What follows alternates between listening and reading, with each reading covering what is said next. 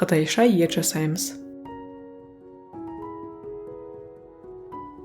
Соя соусын аламыз, оған зімбір, сарымсақ, тұз, өсімдік майын, жүгері крахмалын салып жақсылап араластырамыз.